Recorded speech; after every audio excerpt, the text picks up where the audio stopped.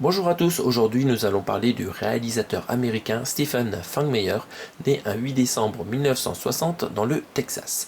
Il a beaucoup travaillé en tant que superviseur des effets spéciaux sur des films très connus comme Jurassic Park, Terminator 2, Twister et d'autres films. Et donc un jour il a voulu réaliser son propre film, adapté d'un roman de Christopher Paolini. Il s'agit de Eragon, un roman de 2003. Et donc en 2006, il nous sort son film que j'ai en édition DVD dans ma collection depuis un bout de temps. Édition collector très jolie avec un étui avec embossage sur le titre et sur le dragon ici. Édition collector très bien fournie avec deux DVD neufs avec du français en DTS. Bon, pas de DTS sur l'anglais. Et des commentaires audio, des scènes inédites et plein de bonus. Très belle édition avec à l'intérieur bien sûr un digipack. Donc j'avais ça dans ma collection depuis un bout de temps et dans ma boutique d'occasion préférée, je suis tombé sur le Blu-ray de Eragon pour 2,50 €. On va regarder ensemble à quoi il ressemble. Donc ils sont partis sur une autre illustration pour l'avant de la jaquette où on voit cette fois-ci les acteurs. Alors peut-être que c'est plus vendeur parce que le film, il a bidé au cinéma. Il a vraiment une scène note sur les sites de notes de film. Et du coup, il n'y a pas eu de suite au film. Il était censé avoir des suites, comme les bouquins, hein, avoir des suites à l'histoire. Donc, ils se sont arrêtés là. Peut-être un jour il y aura une série. J'ai entendu parler de rumeurs de série sur Disney+. Mais voilà, je pense pas que ce film ait fait laisser beaucoup de traces dans nos mémoires. Donc cette fois-ci, ils nous mettent les acteurs à l'avant. Donc le premier, pas connu, on va essayer de retrouver son nom à l'arrière après. Mais sinon, ici, on voit qu'on a Jeremy Irons ici et ce deuxième ici, connu. Voilà, j'ai perdu son nom. Et celui-là, il doit être connu aussi.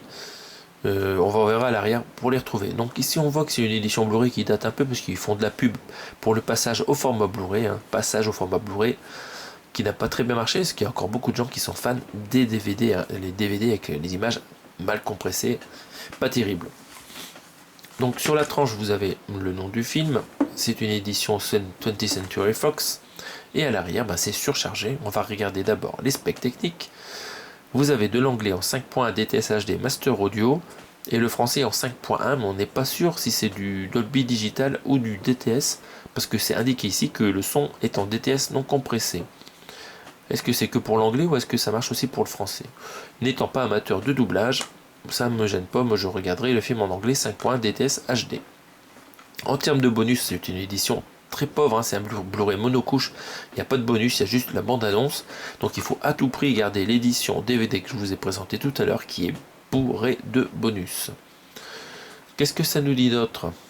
Ici on a le crédit, mais c'est écrit, c'est tout serré, c'est très compliqué à lire, mais on va trouver. Donc le héros s'appelle Ed Spillers, a priori.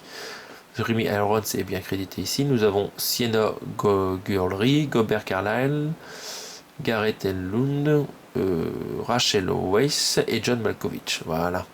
La musique est de Patrick Doyle, il a fait des musiques sympathiques sur certains films.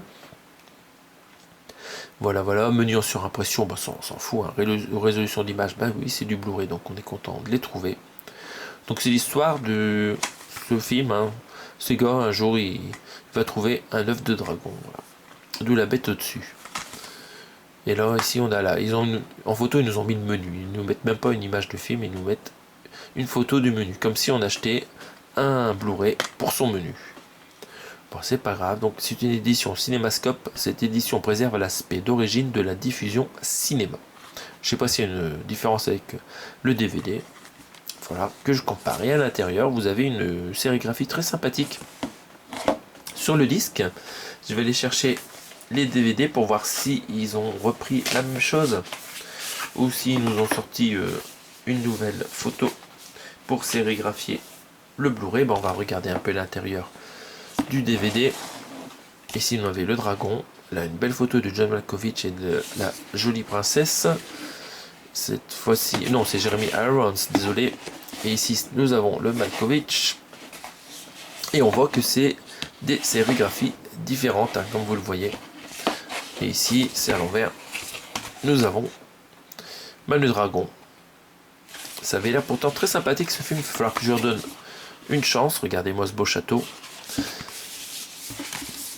Pour voir s'il a mérité ses critiques acerbes. ou si c'était un film qui méritait d'avoir ses suites. Peut-être qu'un jour on verra une suite sur Disney+, hein, c'est 20th Century Fox, c'est fort possible. Donc voilà.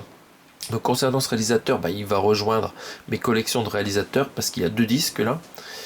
Mais il n'a rien fait d'autre, donc ça sera la première et dernière vidéo, sauf si un jour j'achète un 4K concernant ce réalisateur, mais je pense que ça ne va pas arriver, donc ça sera la première et dernière vidéo sur cette personne. Sur ce, on se retrouve prochainement pour d'autres présentations. Merci de votre écoute, salut à tous!